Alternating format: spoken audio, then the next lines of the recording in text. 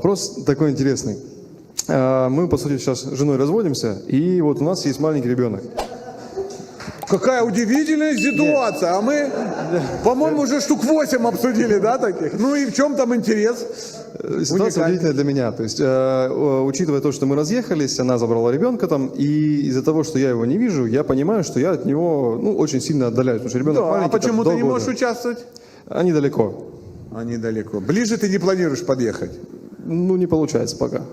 Вот всяком, они в смысле далеко отсюда уехали, то есть они живут далеко, я не могу к ним, условно, там, каждую неделю ездить. И вот эта история, то, что я сам отдаляюсь от ребенка, она вот пугает. Вот как вот с этим быть? Вот хочется, да, красавчик, да, и стерляди отведать, и на чресло взгромоздиться.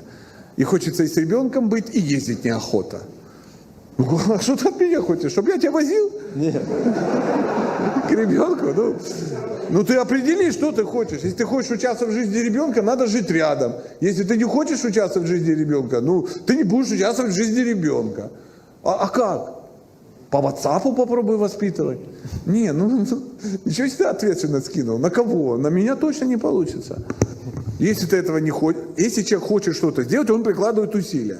Ты же хочешь что-то получить, а усилия прикладывать для чего-то другого. Так не бывает. Выйти, что тебе важнее.